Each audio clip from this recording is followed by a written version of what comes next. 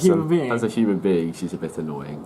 Yeah, I agree with James on that one. Actually, I think she just comes across a bit fake. I don't like her music. I don't know her personally, so I can't say a lot. But she comes across as fake and annoying. Yeah. Right. Because she seems quite empowering, but at the same time, it's kind of hard to pinpoint whether it's empowering or kind of more sexualization. She comes off as a bit of like a party animal, like drinking quite a lot, and yeah. Because I know like a lot of her songs are quite sexual, and it's hard to say whether it is her like being empowering towards women or if it's just like if it's a role model or more her. Nicki Minaj is a perfect example of stars' constructions. She wears a lot of very bright makeup, and that makes her really stand out and makes her a very recognisable pop music figure. This is added to by her unrealistic body and over-sexualisation both in her music videos and lyrics. A bad girl persona has been built up around her, which is another example of how she is a construction. Overall, Nicki Minaj as a constructed character is very unrealistic and like nobody you would actually meet in real life. She is essentially being constructed as an unrealistic caricature with very little actual similarities to a real person. Oh yeah, definitely. That's why they went on X Factor. Because they wanted to be manufactured to be good. Simon Cowell did bits. I used to be a massive directioner.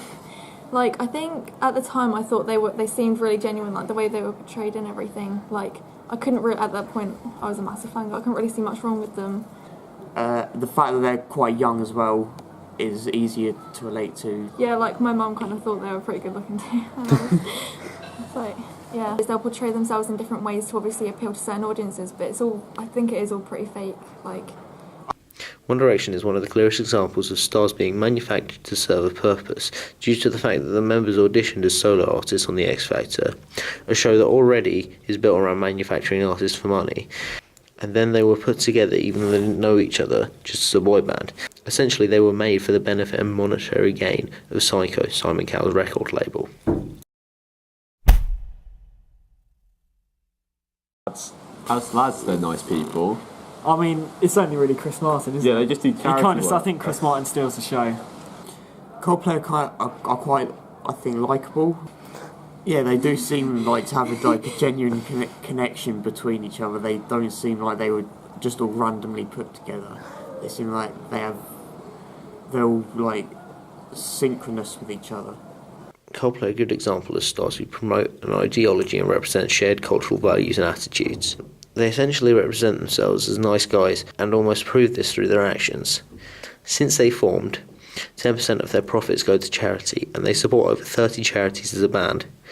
They have also taken part in major musical charity events such as the recent One Love Manchester event in the wake of the terror attacks in Manchester and the 2014 Band Aid 30 recording of Do They Know It's Christmas. Overall, they are presented as good people, and that's what makes audiences like them more and more likely to buy their music. She's a nice Cockney person. She's a nice Cockney lass. Good carpool karaoke, good accent. Top lass. Good voice. Boom. Good voice. It's the winning combination. All round, decent. 6 out of 10. I think that a lot of Adele's performances, she projects herself as like just a normal person. I think that's what appeals to most people, is that Adele's singing voice is a lot different to her actual voice, because her actual voice is just normal. It's a normal sort of quite strong. Like she sounds like she's like someone that you can relate to. She just seems like an average kind of genuine nice woman, not someone who's like let anything really get to her head, it seems. And like I've seen at award shows as well, she hasn't tried to make an effort, she hasn't tried to dress up, she's just gone as herself, and I think that appeals to like a lot of people as well, so it just seems great. And like on certain like performances, like I think there was one where there's like a mosquito, and she's like, "Oh my god, there's a mosquito," and that I suppose that sort of made her a bit more genuine to like people. Like this is, you know. She seems quite funny. Like she's not all serious. She seems like she seems really nice. I think that Adele's sort of always been a more genuine person, that she hasn't been put together. She's sort of maintained a style throughout all of her musical career, because like it stretches back to, I don't know, mid 2000s, and so even before she blew up, she was still genuine. Adele is very much presented as a real person when she isn't singing. Her music is very powerful and emotional, and then when she talks she has a very common English accent and is generally a very relatable person who often in interviews will talk about very real things and joke around like a common person. For example, she has joked in the past to her how she no longer has access to her own Twitter account due to multiple drunk tweets.